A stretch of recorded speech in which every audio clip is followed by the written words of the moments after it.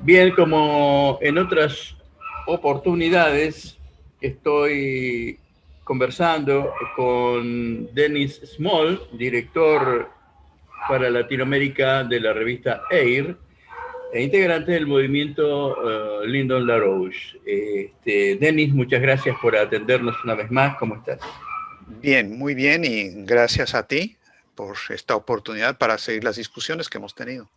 Te he venido siguiendo en algunas entrevistas que has dado y siempre también en tu informe semanal, que es muy esclarecedor en un momento donde la sociedad se ha inclinado por tener pensamientos de alto contraste, ¿no? Blanco o negro, sí o no, bueno o malo, esa cosa de no tener interpretaciones intermedias que son las que nos pueden llevar a una solución del conflicto y ninguna de las otras dos lo podría hacer. Entonces nos encontramos con tu interpretación de los hechos y resulta realmente refrescante, Denis. Nos gustaría centrarnos en los acontecimientos más fuertes que ha tenido que vivir el pueblo estadounidense a partir del 6 de enero, con lo que nosotros denominamos en nuestra editorial de la semana pasada, esa cuestión de falsa bandera, ¿no? Ajá. Y bueno, yo por lo menos tengo la instrucción de que cuando ocurre algo, lo primero que pienso es quién sale beneficiado, ¿no? Exacto. Como dicen en buen latín, cui bono, es exactamente la pregunta, ¿quién se beneficia? Claro. Porque eso nos indica quién puede estar detrás de los acontecimientos, porque, Verdaderos. sí, en este caso, lo que ocurrió el 6 de enero, ahora está saliendo a la luz pública un poco más la manera en que todo esto fue armado de antemano como una provocación intencional, por un lado, por otro lado, reduciendo la protección de seguridad intencionalmente y todo con la idea de provocar un cambio estratégico mayor, mucho, mucho más grande de lo que la gente se imagina. Claro.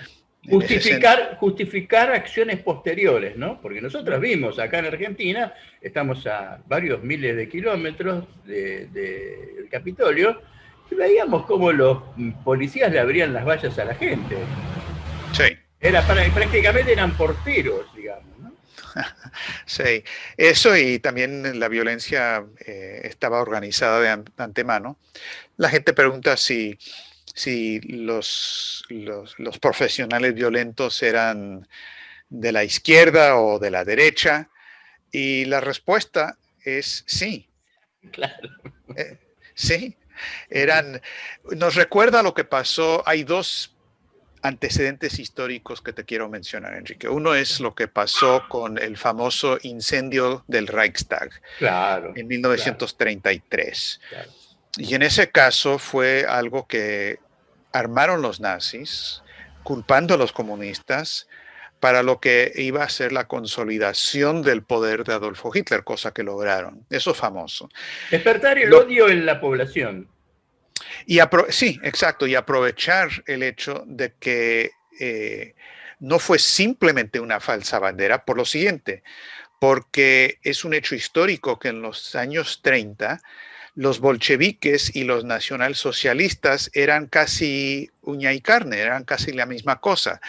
Lyndon LaRouche una vez dijo, medio en broma, pero de verdad, es que bueno, los bolcheviques se manifestaban en la calle en la mañana, tomaban el trolebús y llegaban al otro lado de la ciudad, y en la tarde eran los nazis, la misma gente. Claro, claro. Y es lo que estaba pasando. Entonces, otro caso de una falsa bandera, pero con una intención estratégica, fue el 11 de septiembre, Claro. donde pasó algo muy parecido, sí, terrorismo, y sí bajaron la protección de seguridad intencionalmente, pero con el objetivo de crear un nuevo orden una dictadura en Estados Unidos e internacionalmente con un estado espía, un estado de vigilancia supranacional, como lo denuncia Snowden o como lo denuncia Assange, pero lo que ellos no logran dilucidar es el por qué. ¿Qué es lo que están tratando de lograr? Y en este caso la ley patriota fue para establecer las excusas y las justificaciones para las guerras de Bush y luego de Obama en 7 países que lanzaron con la intención de atacar y rodear a Rusia y China. En este caso, de lo que se trata, la gente tiene aquí la consigna Stop the Steal, alto al robo. Bueno, la verdadera consigna tiene que ser alto al robo en Davos, porque lo que se está planeando en Davos, en la reunión del Foro Económico Mundial, con Schwab y con Soros y con Mark Carney del Banco de Inglaterra, es un gran reajuste de todo el sistema financiero económico internacional. Y están creando las condiciones verdaderamente para el fascismo. Ahora, quiero aclarar de entrada, Enrique, que la gente por lo general no entiende lo que es el fascismo. No son necesariamente esvásticas o camisas pardas. Ni alemanes. Ni alemanes. Claro. Es una política económica. La clave del fascismo fue la política de Hjalmar Schacht, el banquero central de Hitler, puesto ahí por los británicos, por la corona británica, para instrumentar una política de saqueo económico de la economía física que condujo directamente a los campos de concentración, pero la antesala de eso fue el saqueo económico. Eso es lo que estamos viendo ahora. El gran problema que estamos viviendo a nivel mundial y lo que realmente está tras bastidores con el tema del 6 de enero en Washington es toda una reorganización mundial para despoblar dramáticamente al planeta, que es lo que dicen abiertamente los dueños de esa provocación. Ese es el gran peligro, pero si lo entendemos así, por lo menos nos da la idea de cuál puede ser la solución. Recordemos que vos mencionaste el 11 de septiembre, una de las primeras personas que puso en duda el atentado a las Torres, por eso en las primeras horas, fue justamente Donald Trump. En una entrevista que nosotros tenemos la grabación, donde él dice que eso no es posible, que no es posible que los aviones hayan volteado las torres. Donald Trump es un hombre que en construcción tiene alguna experiencia, ¿no es cierto? Yo tengo esa grabación, la podemos acercar para ustedes porque mismo en Estados Unidos no es muy conocida. Después digamos también que hubo una concatenación de cuestiones en aquella época. Recordemos que por aquel entonces en Estados Unidos estaba viviendo la fractura de la columna vertebral de la cultura económica norteamericana, que es la cultura bursátil. No sé cómo estará en estos momentos, pero yo de hace unos años tenía conocimiento que el 72% o un 70% de la población activa aplica en la bolsa, cosa que acá en Argentina no existe. Acá en Argentina la población activa podrá aplicar el 2 o el 3% en la bolsa. No es una cuestión cultural en Estados Unidos, digamos, lo estoy diciendo para la audiencia, por supuesto no para vos, ¿no? El concepto norteamericano es: mi patria son mis empresas, las empresas tengo que aplicar en ellas y me arriesgo con ellas a ganar o a perder. Entonces es una forma de financiar las empresas. Si gana, recibe dividendos; si no gana, pierde. Bueno, acá nadie quiere perder, entonces no aplica la bolsa. Y justamente las Torres Gemelas eran la sede de la Bolsa de Valores, ¿no? Si no me equivoco. Y el símbolo del restablecimiento del sistema bursátil en Estados Unidos fueron las campanadas después del 11 de septiembre de la apertura de la Bolsa de Valores. Recordemos Enron, todas esas cuestiones que lesionaron de manera tan fuerte la credibilidad del sistema, ¿no? Había que de alguna forma reconstituir todo eso. Esto sin entrar en debate con lo que vos afirmaste, porque también es absolutamente válido, ¿no? Por eso digo que hay una concatenación. Que, más allá de lo que me quieras decir, que tenés toda la libertad para hacerlo, discúlpame la interrupción, me gustaría circular también, en el momento que creas oportuno, sobre Pompeo y la inflamación de las relaciones con China. Sí. Bueno, la cuestión de... Bueno, abordemos lo de Pompeo primero. Pompeo es ha sido una quinta columna dentro del gobierno de Donald Trump, porque Donald Trump llegó a la presidencia de Estados Unidos prometiendo un cambio total, un cambio del paradigma, un cambio anti-establishment. Eh, Eso lo entendió a medias, pero lo entendió. No quería más guerras, quería buenas relaciones con Rusia y con China, menos con China, pero luego se fue acercando a China y como él decía, mi amigo Xi Jinping estaba muy impresionado por la idea de la franja y la ruta, aunque nunca se sumó a eso, desafortunadamente. Eh, y tenía la idea de que Estados Unidos tenía que regresar a ser una economía industrial. Llegó a plantear en la campaña del 2016 algo muy importante, pero luego nunca más retomó, que es la idea de regresar a la ley Glass-Steagall en Estados Unidos, que es la ley de la era de Franklin Roosevelt, que separa absolutamente la banca especulativa de la banca comercial, la banca productiva. Lo que hizo la ley Glass-Steagall es que el gobierno respalda y protege y asegura la parte comercial de los depósitos, de las cuentavientes y los préstamos comerciales y demás, pero absolutamente no permite que esos mismos bancos participen en la banca de inversión, de segundo piso, de especulación. Con la caída de la ley Glass-Steagall en el 1999, se abre todo el periodo de una especulación impresionante a nivel internacional y crece una burbuja especulativa de hoy casi 2.000 billones de dólares. Y por lo tanto, todo el sistema financiero está infectado de ese cáncer. O sea, aquí no hay sino cáncer en el sistema financiero. Entonces, cuando Donald Trump habla de que podemos regresar a la ley Glass-Steagall, ahí sí está amenazando de muerte segura a ese vampiro que es la bolsa y la especulación de Wall Street y especialmente de la City de Londres, que es más importante que Wall Street. Yo sé que muchos argentinos entienden la importancia del Reino Unido, pero no todo el mundo lo entiende. Es real y el centro financiero mundial está en Londres y por eso tienen un gran problema con Brexit, por cierto. Digamos que es el tumor central, ¿no? El tumor central, ahí está. Me gusta la imagen. Con metástasis en otros lados Claro. como la ciudad de Nueva York. Exacto, es metástasis.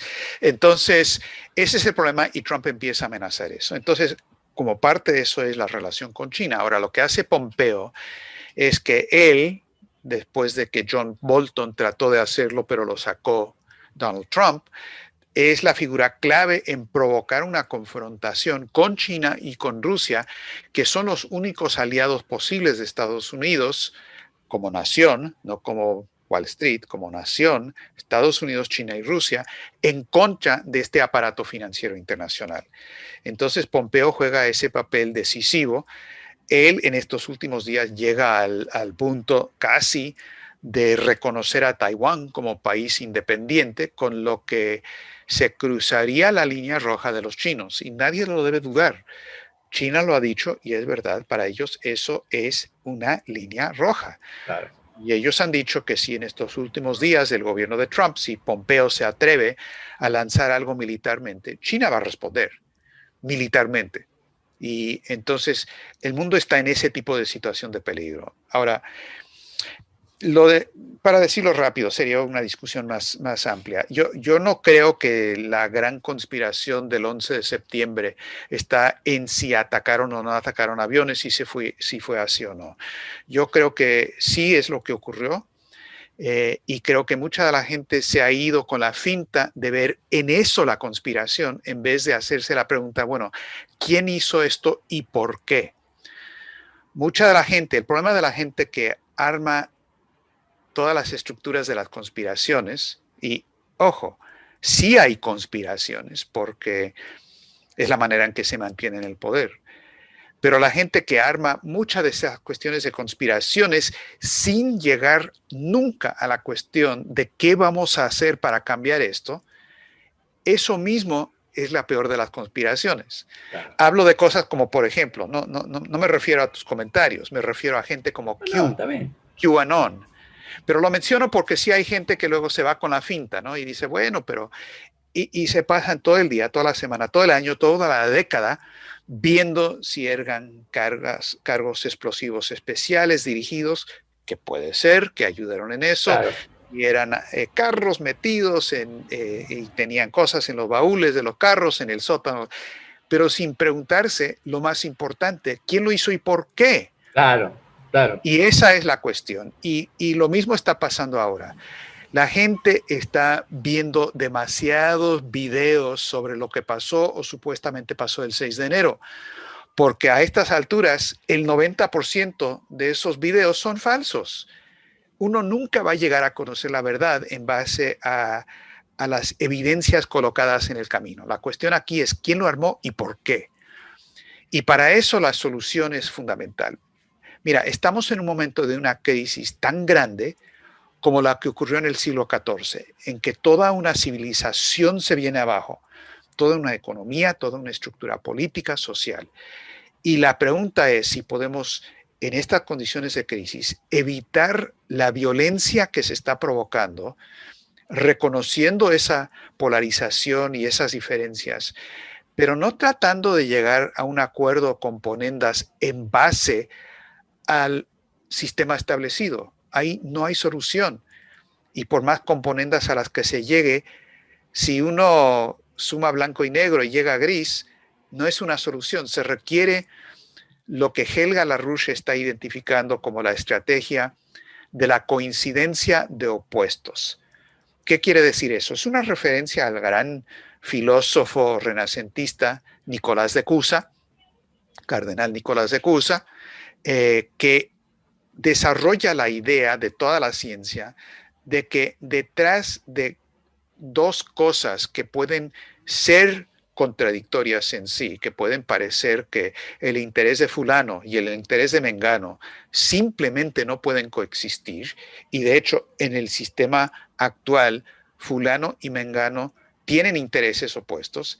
Si uno llega a entender una solución superior y plantea una solución superior a eso, como en este caso un nuevo orden que reemplaza a Wall Street con un sistema hamiltoniano y trabajamos con China, por decirlo en tres palabras, en esas circunstancias puede haber una coincidencia de opuestos. En mi país, Enrique, en Estados Unidos, estamos al borde de una guerra civil provocada. Tremendo, tremendo. Esa provocación no podría funcionar en condiciones normales. Solamente funciona cuando la crisis económica y de la pandemia y social y de odio de la población a las instituciones establecidas llega a tal punto que la gente honesta que va a una manifestación como la del 6 de enero se vuelve una turba organizada por 12 provocadores, ponle. Claro. Y nosotros tuvimos gente ahí y amigos que estuvieron ahí. El comentario más impresionante de la gente que estuvo ahí, de gente muy buena, como tú o yo que salimos a manifestarnos a la calle, dijeron, pero no puedo creer como un grupo de personas razonables, buenas, decentes, que iban a expresar su idea, se transformaron en minutos en una turba violenta. Todos, o no todos, pero muchísimos, por un grupo de provocadores. Entonces, ¿cuál es el proceso social que permite eso? En tiempos normales, en tiempos buenos de la sociedad, de desarrollo, de avance, nadie lo puede hacer así. Entonces, el problema de fondo que tenemos es, sí, desenmascarar a los provocadores, responder a la pregunta que dices, cui bono, me parece fundamental, pero solucionar el problema económico y político de fondo. Y para eso se requiere una reorganización en bancarrota de este sistema financiero internacional, desarrollar un sistema económico nuevo de desarrollo y avance tecnológico en base a la soberanía nacional. Y eso requiere países como Estados Unidos, Rusia, China, India y otros, incluida Argentina, pero todos los países, para garantizar que ese cambio de paradigma ocurra. Y que nadie nos diga que no es posible. Lo hemos hecho. La especie humana, lo hemos hecho Claro. en momentos de la historia. Lo hicimos cuando el Renacimiento acabó con la era terrible del medioevo y la nueva era de tinieblas. Y yo creo que eso es lo que en realidad está en juego. Es mucho más de lo que la gente normalmente reconoce, porque el problema no es de ideas o problema intelectual o que sea tan complicado. Es que si lo que yo estoy diciéndote a ti ahorita aquí es verdad, y lo es, eso tiene implicaciones para lo que uno tiene que hacer y el tipo de cambio que tenemos que producir. Es por eso que quiero invitarte a ti, invitar a la gente que escucha tu programa, que participen, que sintonicen con una reunión que el Instituto Schiller va a realizar este lunes que viene. Es el día de Martin Luther King en Estados Unidos. Lo hacemos en honor a Martin Luther King y las soluciones no violentas que él propuso también, que va a empezar a la 1 de la tarde, hora nuestra, 3 hora de Buenos Aires, sobre, a ver si tengo el título exacto de la conferencia acá, ¿sí? Aquí la tengo. Es sobre una unión más perfecta en base a la coincidencia de opuestos, Martin Luther King y la presidencia estadounidense. Te voy a pedir que me mandes ese enlace y lo vamos a publicar con todas las publicaciones que hagamos de esta entrevista también.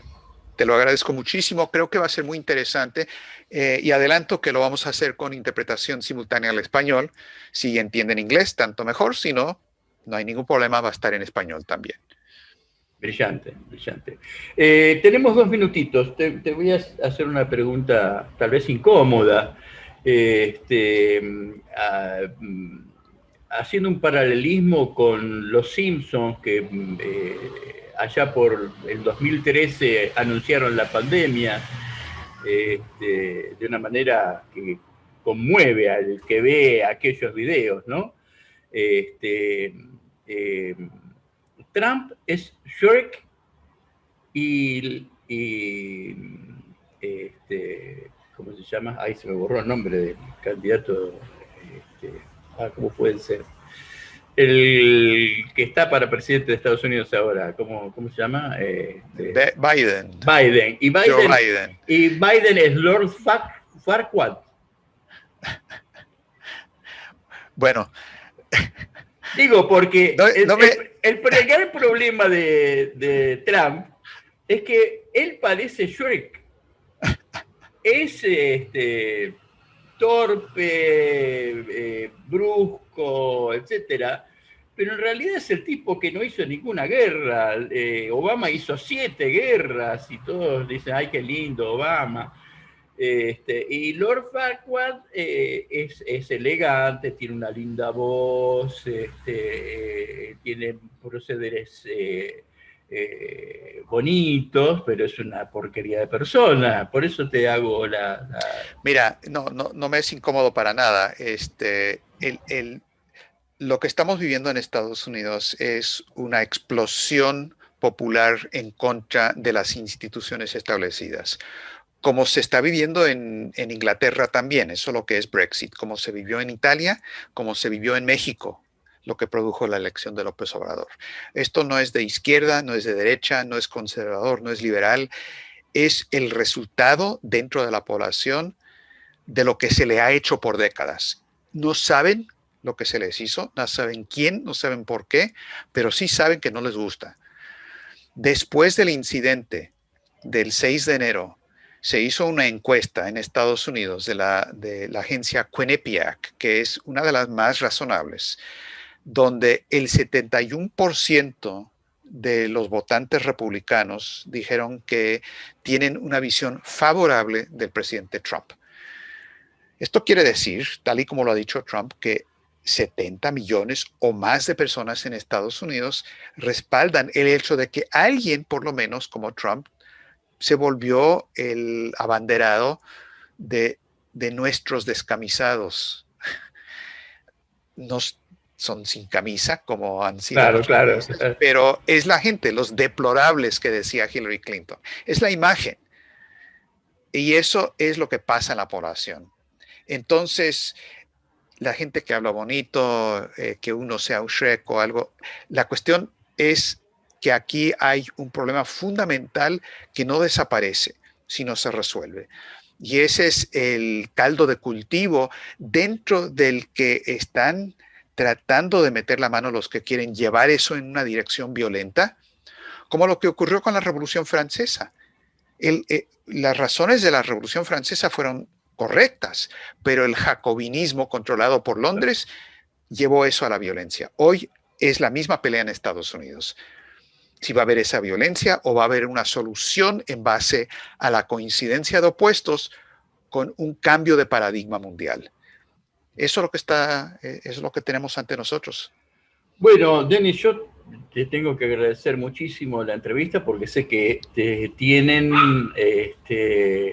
muy demandado, es decir, te llaman de un lado, de otro constantemente, y has tenido la generosidad de atendernos. Así que te mando un abrazo muy grande y estamos siempre abiertos a conversar contigo. No, un abrazo para ti también, Enrique, y para mí siempre es un placer, un gusto muy interesante charlar contigo y con todos los que nos estén escuchando. Y muchas gracias también por compartir el enlace a esta reunión del lunes que seguro que va a interesar a la gente. Por favor, por supuesto, ahí vamos a estar. Un abrazo grande, Denis. Un abrazo y hasta pronto. Hasta pronto.